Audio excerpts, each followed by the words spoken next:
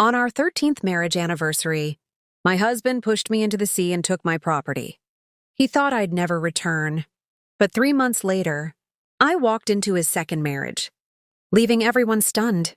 Hello, my dear listeners. Before I begin my story, I would be very happy if you subscribe and hit the like button. Please write in the comments which city or country you are listening from. Now enjoy the story. Our 13th wedding anniversary. My husband Richard told me about the plan a few days before our anniversary. This year should be different, he said. We were sitting in the living room that evening. The house was quiet. Nothing felt unusual. His voice sounded normal, calm, the same voice I had heard for years. We have been married for 13 years, he continued. We don't need noise or people anymore. Let's go somewhere peaceful. At our age, peace sounds like a gift. I asked him where he wanted to go. Near the sea, he said. Just you and me. I did not question him. After 13 years of marriage, you stop questioning small things. You believe you already know the person sitting across from you. You believe silence means comfort, not danger. I agreed. The morning of our anniversary arrived quietly. There was no rush, no excitement, just a normal morning that felt slightly special because of the date. Richard woke up earlier than me. I heard him moving around the house. When I came into the kitchen, he was already dressed. Happy anniversary, he said. I smiled. I chose simple clothes that morning. Nothing fancy. Nothing new. I thought we would walk a little, sit near the water, and talk about old memories. That is what anniversaries usually mean after many years. We left the house together. The drive was long but calm. Richard kept his eyes on the road. He did not talk much. When I asked if everything was okay, he nodded.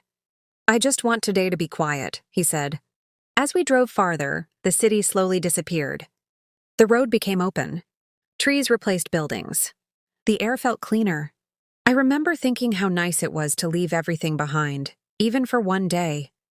After some time, I could smell the sea, that strong, fresh smell that tells you exactly where you are. I rolled the window down slightly and breathed it in. Richard parked the car near a quiet place. There were no crowds, no shops, no noise, just rocks, water, and the sound of waves. This place is good, he said. Not many people. We got out of the car. The wind was gentle. The sound of the sea was steady, calm, almost comforting. I wrapped my sweater around myself and looked around. It felt peaceful. Richard started walking toward the water. I followed him slowly, watching my steps. The ground was uneven in some places. Come closer, he said. The view is better. I trusted him.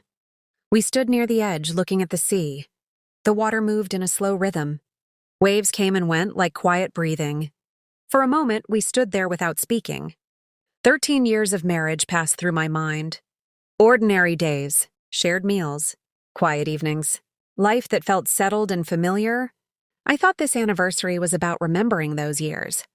I did not know that this place, this quiet plan, was only the beginning of something much bigger. At that moment, nothing felt wrong. The sea looked calm. The day felt peaceful, and I believed my husband had brought me here only to celebrate our life together. The moment, everything changed. We stood near the edge of the sea. The waves moved slowly below us. The sound was steady and calm. The wind was light. Nothing around us felt dangerous. I was looking at the water. I did not feel afraid. I did not feel worried. I felt peaceful. Richard stood beside me. He did not say much. He was very quiet. His eyes were fixed on the sea, not on me. This place is nice, I said. Yes, he replied. Very nice. His voice sounded normal, calm. There was no anger in it. No tension that I could hear. I adjusted my sweater and took a small step closer to the edge to see the water better. The rocks were uneven, but I was careful. That was when it happened. Without warning, Richard pushed me toward the water. There was no argument, no raised voice, no sign that this was about to happen. Just a sudden force. I lost my balance at once. My feet slipped. The ground disappeared under me. Everything moved too fast to understand.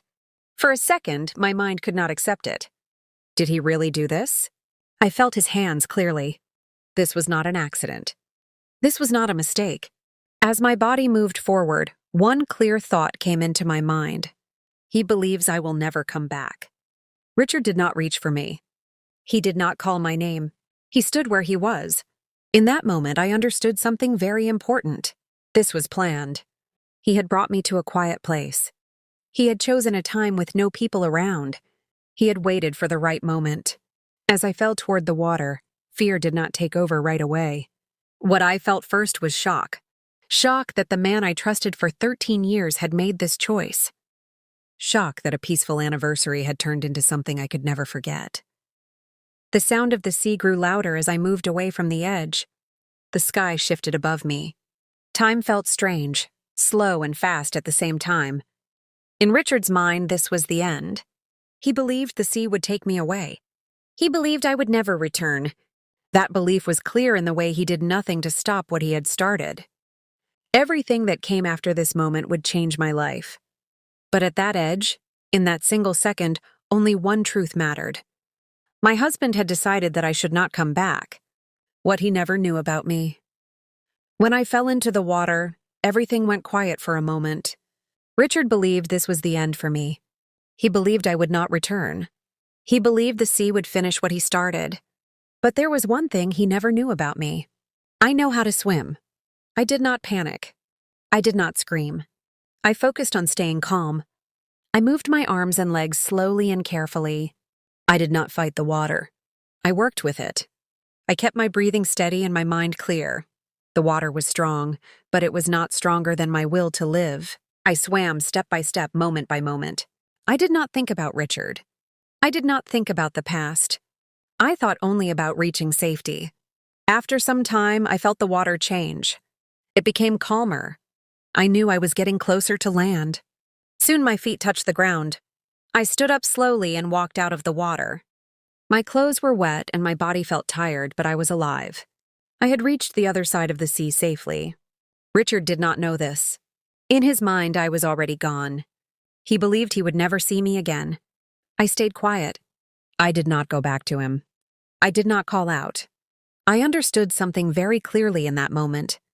If he believed I was gone, then staying hidden was my protection. I moved away from the water and walked carefully until I was far from the shore. I was alive, and my life was still mine, the place where I stayed hidden. After I reached the other side, I did not stop to think for long. I knew one thing clearly. I could not go back. If Richard believed I was gone, then staying unseen was the safest choice. I walked away from the sea slowly. My clothes were wet and my body felt tired, but my mind stayed alert. I followed a small road until I reached a quiet area with a few buildings and little movement. I found a small hotel. It did not look special. It did not need to be. I walked inside and asked for a room. I kept my voice calm. I did not explain anything. The person at the desk did not ask questions. That helped. I paid in cash and took the key. My room was simple. A bed, a chair, a small bathroom. That was enough. I locked the door behind me and stood still for a moment. Only then did my body start to relax. I took a long shower and changed into dry clothes. I hung my wet things and sat on the bed, breathing slowly. I listened to the quiet sounds of the hotel. No voices calling my name. No footsteps following me. That night I decided something important. I would stay hidden. I would not contact anyone yet. I would protect myself first. The next days followed the same pattern. I left my room early in the morning and returned late. I ate simple food. I avoided long conversations. I kept my head down. I did not turn on the television. I did not use my phone much. I wanted no attention. At night, I stayed inside. I locked my door and rested. I thought about what had happened and what it meant. Richard believed I would never return. For now, I let him believe that. Staying in that hotel was not about fear. It was about safety. And in that quiet place, away from everyone who knew me, I stayed alive by staying invisible. How I found out he went to the police. I stayed in the hotel and kept my routine quiet. I went out early. I came back late. I spoke very little. One afternoon, my phone rang. I did not recognize the number at first. I hesitated before answering. Calls can bring trouble. But something inside me told me to listen. It was my friend Linda. Her voice sounded careful. "Are you safe?" she asked. "Yes," I said softly. "I am safe." She paused for a moment before speaking again. "I need to tell you something," she said. "But you have to stay calm." I listened. "Richard went to the police," she said. "He told them you did not return from the trip near the sea." I closed my eyes. So he had done it. Linda continued speaking slowly. "He told people he is worried," she said. "He is acting calm. Very controlled. Everyone believes him." I thanked her for telling me. I asked her not to share my location with anyone. I asked her to stay quiet and not argue with people. She agreed. After the call ended, I sat on the bed without moving. Going to the police was not about finding me. It was about time. A report gives time. Time to act. Time to move things quietly. Richard knew this. That evening, Linda sent me another message. "People feel sorry for him," she wrote. "They say he is doing everything right." I read the message slowly. So the picture was clear now. A worried husband. A woman who did not return. No questions asked. I stayed hidden. I did not contact anyone else. I did not try to explain anything. Silence was still my protection. That night, I stood by the window and looked outside. Life was moving normally for everyone else. Cars passed. Lights turned on and off. No one knew I was sitting there, alive and watching. By going to the police, Richard believed he had taken control. But control needs silence to work. And I was still silent. How he took everything into his name. After Richard went to the police, things started moving quietly. I did not see it myself. I heard about it slowly. Linda called me again a few days later. Her voice sounded uneasy. "He has started handling your papers," she said. "Legal papers?" I did not ask her to explain more. I already understood. Richard had always known about my documents. Over the years, he had asked many questions. He talked about safety, about planning for the future, about keeping things simple. At that time, his words sounded caring. Now they sounded prepared. Linda told me that Richard was visiting offices and meeting people. He was calm and respectful. He spoke like someone who was only trying to do the right thing.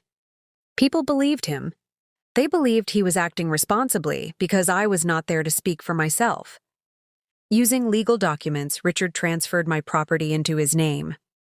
Homes, accounts, things that had been mine. He did it quietly. He did it carefully. There was no rush. No attention. To everyone else, it looked normal. "He's taking care of things," people said. "He has no choice," they said. I listened to Linda without reacting. I did not cry. I did not panic. I understood something important. When someone believes you are not coming back, they stop waiting for you. They start deciding for you. Richard was deciding now. Each paper he signed felt heavy to me, even though I was not there. Not because of money, but because of trust. I stayed in my hotel.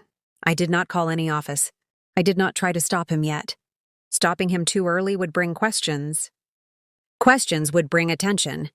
And attention was not safe yet.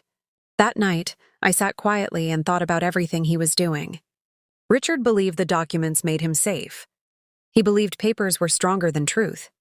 But papers leave records. Records wait, and one day they speak. For now, I stayed silent. I let him move everything, because every step he took was building something he believed was secure. And security often makes people careless. The truth about his one-year plan. I did not learn the full truth at once. It came slowly, through quiet words and careful pauses. The kind of truth people share when they believe nothing can change anymore. Linda called me one evening. Her voice sounded serious. "There's something else you should know," she said. "And it's not easy to hear." I told her to go on. "This didn't start recently," she said. "People are saying Richard has been planning all of this for about a year." A year. That word stayed with me. For a whole year, we lived in the same house. We ate at the same table. We spoke about ordinary things. And during all that time, he was planning my removal from his life. Linda continued. "His sister Elaine is involved," she said. She helped him. That made sense. Elaine had always been close to Richard. She spoke with confidence. She liked to give advice. She often talked about family, about keeping things simple, about protecting what belongs to them. I remembered her questions now. Questions about my assets, questions about documents, questions about the future. At the time, I thought it was concern. It was planning. Then Linda said another name. Laura. I felt my chest tighten slightly. She's Elaine's friend, Linda said.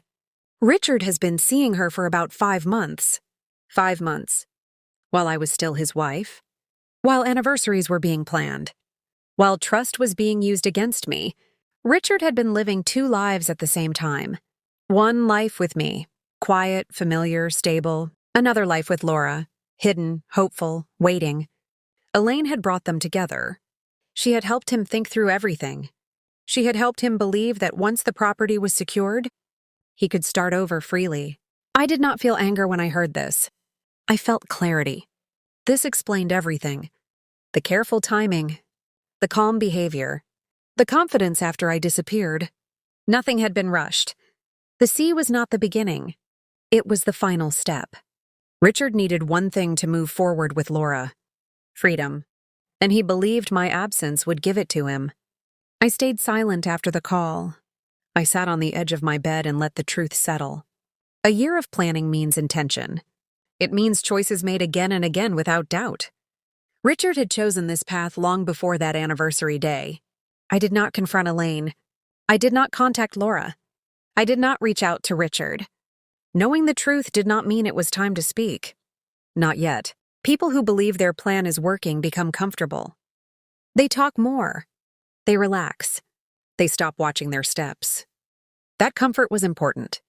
I told Linda to keep listening but to stay careful. I asked her not to challenge anyone, not to correct stories, not to defend me.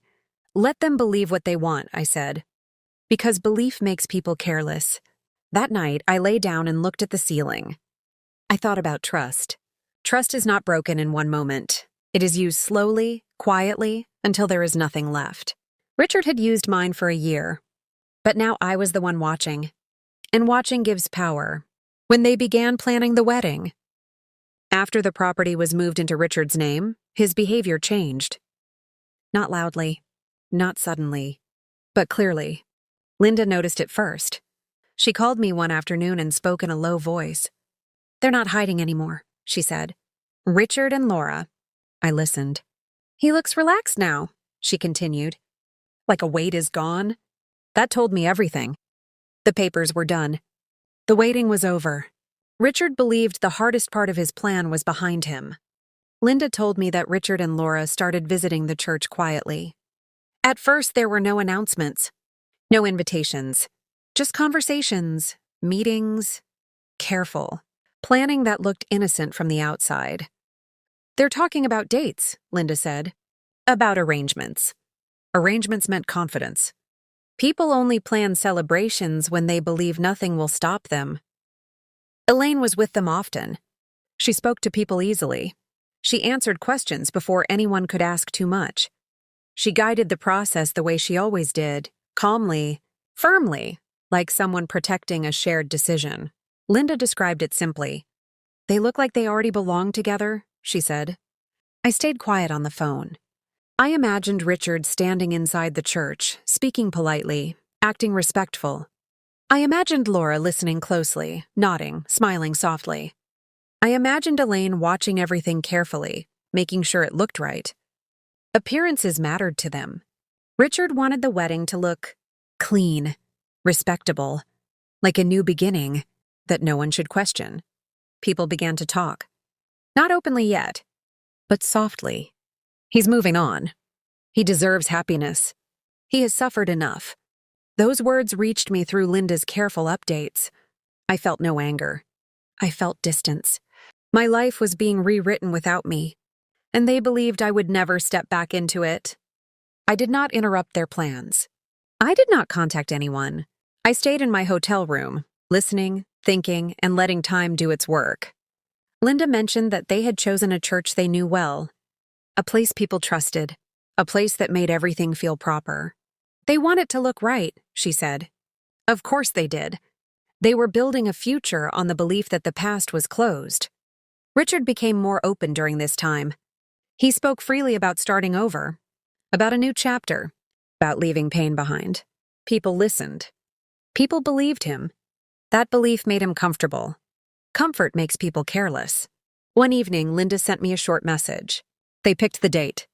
I read it slowly. The date meant the plan was moving forward. It meant invitations would follow. It meant expectations were forming. I sat by the window and looked outside. Life was normal out there. People walked by. Cars passed. Lights turned on and off. Somewhere else. A wedding was being planned on the belief that I would never return. I stayed calm. I did not rush. Because planning creates witnesses. Witnesses remember moments. And moments matter, I whispered softly to myself. Let them prepare. Because the closer people get to what they want, the less they look behind them. The 3 months I watched and planned. I did not act right away. For 3 months, I stayed quiet and watched everything from a distance. I did not rush. I did not panic. I understood that moving too fast could destroy everything. Those 3 months were about patience. I stayed in my hotel and kept my life simple. I woke up early every day. I walked a little in the mornings and returned before the streets became busy. I ate light meals. I avoided long conversations. I watched people more than I spoke. Linda kept me informed. She never shared too much at once. She understood how careful I needed to be. Richard looks confident, she told me once.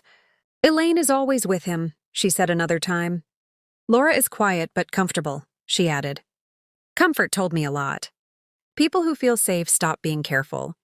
I wrote things down in a small notebook, dates, places, names, little details that seemed small but mattered.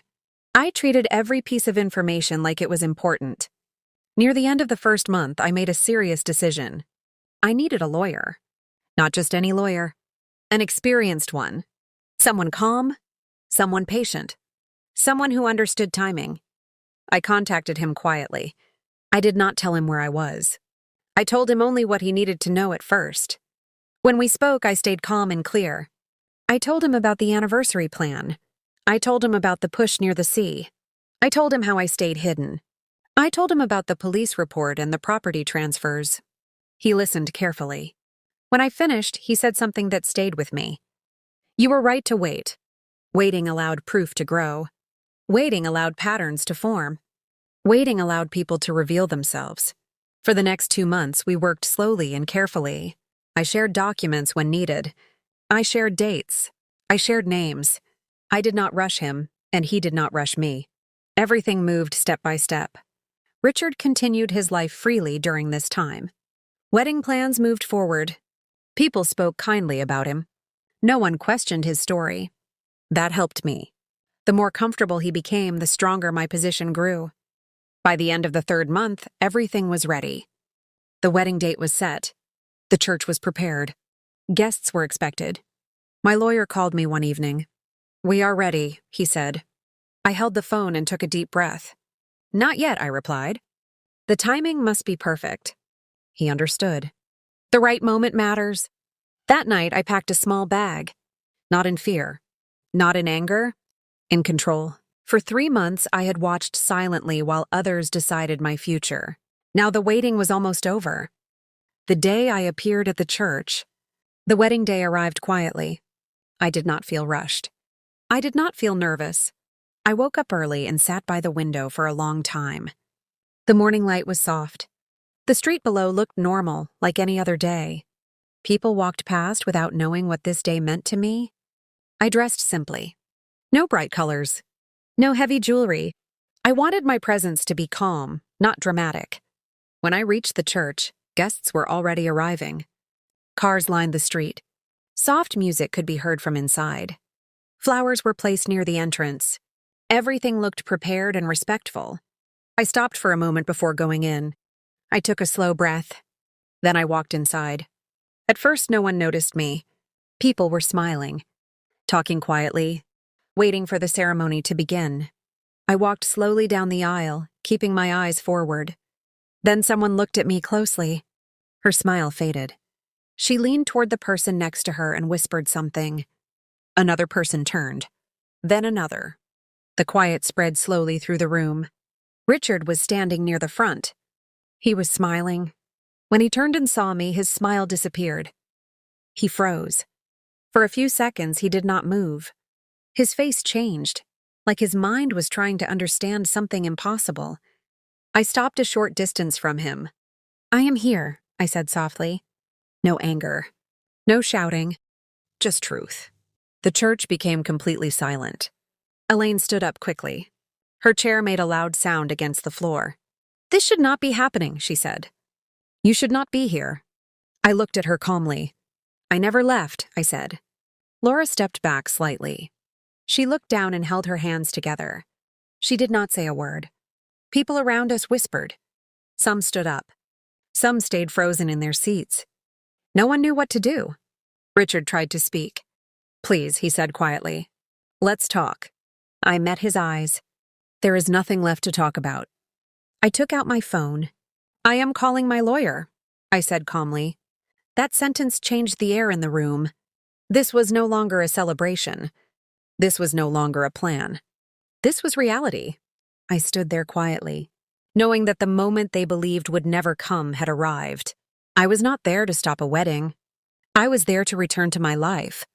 And from that moment on, nothing could continue the way they had planned. When the police and the court became involved, after I said I was calling my lawyer, no one spoke for a moment. The church felt very quiet. People looked at Richard. Then they looked at me. No one knew what to say. My lawyer arrived soon after. He walked in calmly and stood beside me. He did not raise his voice. He did not show anger. He simply said that there were serious legal matters connected to what had happened. The police were called. They arrived quietly. There was no noise, no drama. They spoke to my lawyer first and listened carefully. Then they spoke to Richard. Richard tried to stay calm, but his voice did not sound steady anymore. He answered their questions slowly. Elaine stayed silent. Laura did not look up. The police asked Richard to step aside. People in the church watched without speaking. The wedding had stopped.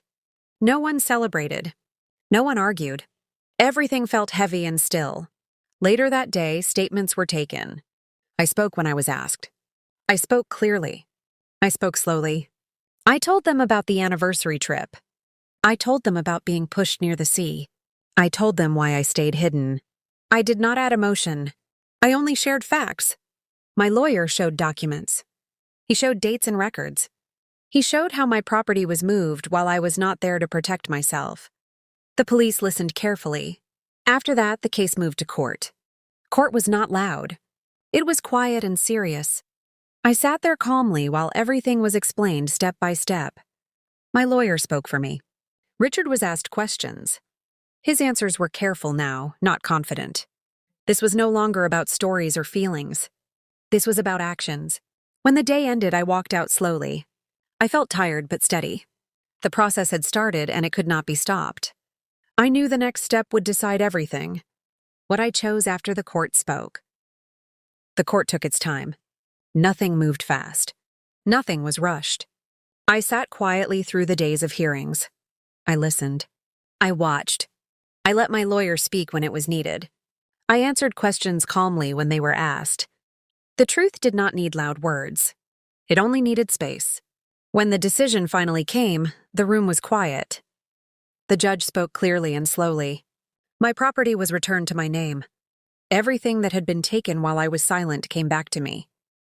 Then the sentence was announced. Richard was given 10 years for what he had done, for deceiving me, for pushing me near the sea, and for taking my property through that plan. I did not look at him. I did not feel anger. I felt closure. After the court days ended, people expected me to rebuild my old life.